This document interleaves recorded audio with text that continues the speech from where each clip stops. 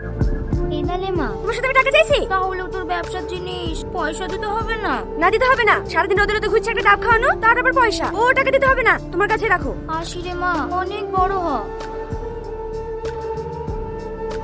ওইভাবে কি দেখছেন? কই কিছু না তো। কখন থেকে দেখছেন এরকম করে তাকিয়ে আছেন? আমাকে খুব পছন্দ, বি করবেন? শুভ কথা কও, দেন টাকাটা দেন। কি হলো, ডাব না খেয়ে ফেলে দিলেন যে? আপনি টাকা চাইলেন যে। টাকা চাইলে বলে ডাব না খেয়ে ফেলে দিতে হবে? দাঁড়ান, আরেকটা ডাব কেটে দিছি। এলেন ধরেন। 80 টাকা যে?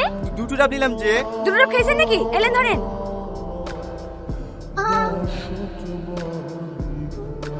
আসেন আসেন, হে বাড়িটা, হে রীতি, হে দাই ভদ্র মহিলা তোর খোঁজ কাটছিল, দেখ কি বলবে। কি ব্যাপার আপনি?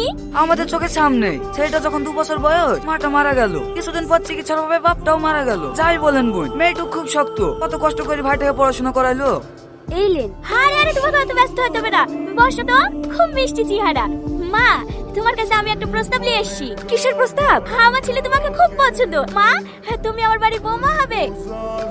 এসব আপনি কি বলছেন? আমি আপনার ছেলেকে বিয়ে করবো না। কেন মা, বিয়ে করবে না কেন? আপনার ছেলেকে আমার পছন্দ না, ওকে আমি বিয়ে করতে পারবো না। আপনারা এখন আসতে পারেন। কিন্তু মা। মা চলো। দাঁড়ান আপনারা দাঁড়ান। এই রীতি, তোর কি মাথা খারাপ হয়ে গেছে? এত সুন্দর একটা বিল প্রস্তাব এসছে আর তুই রাজি হসি নে? চাচা ছেড়ে দেন, ও যখন পছন্দই না ওকে আর জোর করেন না। চলো মা। মা গাড়ি চাবিটা করে ফেলে তুই চলে এসছি, তুমি একটু দাঁড়াও, আমি গেলে আসছি। তুমি বলবো না চাচা, আমার ওকে খুব পছন্দ, কিন্তু আমি যদি এখন বিয়ে করে শ্বশুর বাড়ি চলে যাই তাহলে আমার ভাইটুকে কি হবে? ও তো এখনো পর্যন্ত একটা কাজও করতে পারে না। আমি চলে গেলেও না খেতে পেয়ে মরে যাবে।